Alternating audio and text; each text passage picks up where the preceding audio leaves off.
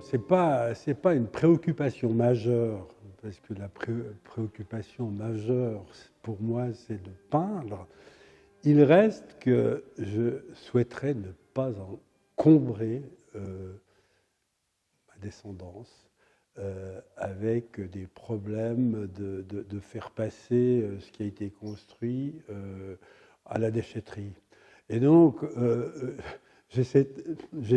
j'essaye déjà avec mes filles de penser à faire des sélections, des choix, et de recycler ou de simplement détruire des toiles que j'ai pu faire quelques années auparavant, qui sont des toiles pour moi,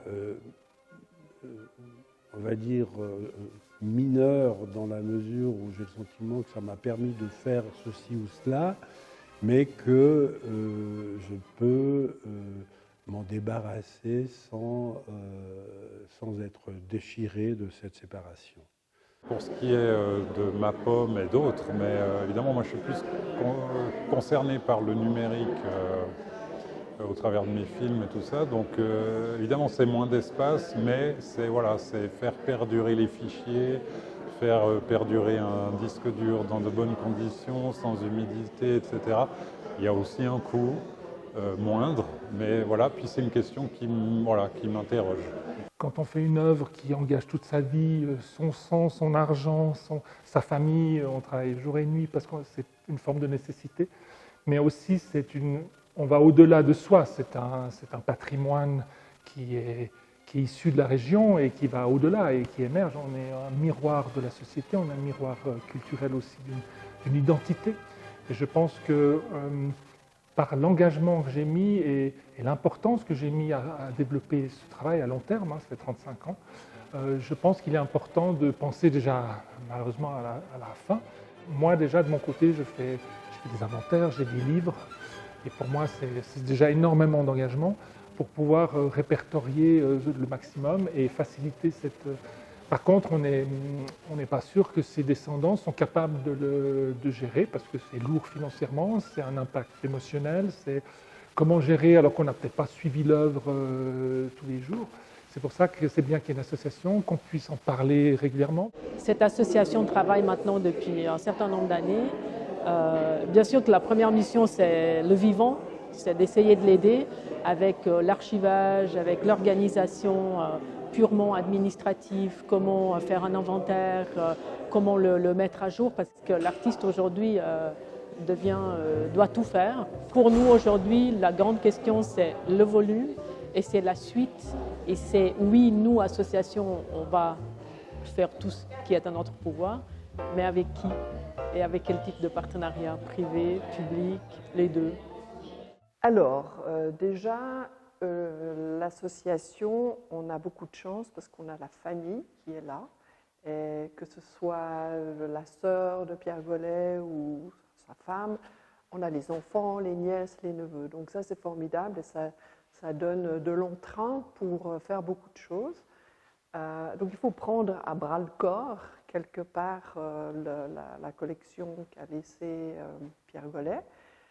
Pour le stockage, on a de la chance parce que la famille d'Anne-Carole de Nogent peut prendre en charge les documents, enfin les œuvres.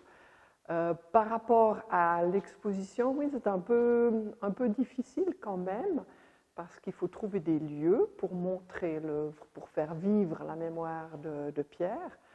On a fait des expositions à Nyon dans des galeries.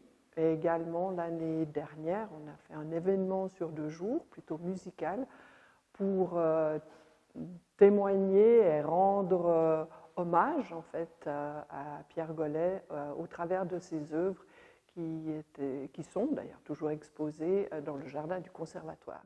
J'ai trouvé que c'était très positif. Déjà, ça permettait d'avoir une visibilité. Toutes ces successions d'artistes se rendent compte qu'on est quand même un certain nombre. Ensuite, on voit qu'on est confronté à une tâche assez immense. Le titre était « Quel casse-tête ?» et on termine en se disant « Quel casse-tête ?» Mais je crois que c'est peut-être, j'espère qu'il y aura une volonté de faire quelque chose et puis peut-être de mobiliser. Il y avait eu déjà une interpellation au conseil communal en 2006, peut-être qu'on pourrait imaginer en refaire une. Le service de la culture s'est déplacé, donc je pense qu'il va y avoir quand même des suites. Et puis les artistes présents s'ils se sont rendus compte des enjeux. On avait quand même Visarte et Skikisea, deux associations importantes. Et voilà, donc je pense que le bilan pour moi est très positif. Quand je croise certains artistes qui, dans des expositions, en fait, suivant l'âge, on sent que la problématique, elle existe, surtout si ils ont vécu le décès de quelqu'un de proche. C'est vrai que tant qu'on ne vit pas ça, on ne se rend pas vraiment compte. On sait que c'est une grosse problématique, on sait que ça va être difficile de la résoudre, parce que justement, par tout ce qu'on vient de dire, c'est-à-dire le financement, déjà de son vivant, c'est très difficile de vendre son travail. Donc comment faire quand on est décédé ? Alors aux artistes vivants aujourd'hui, on leur conseille de prendre en main, dès leur vivant, tout le fonds d'artistes qu'ils vont léguer à leurs héritiers.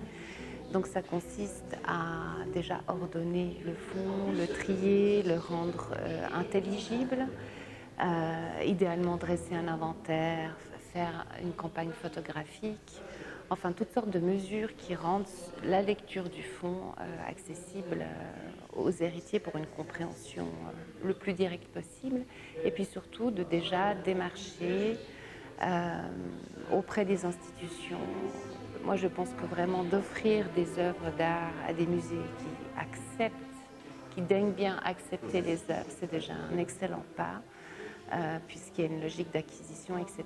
Si une œuvre est déjà dans une collection, elle est plus susceptible d'être agrandie par la suite. Donc ça, c'est des mesures qui peuvent être prises dès leur vivant, notamment aussi léguer leur fonds documentaire, par exemple.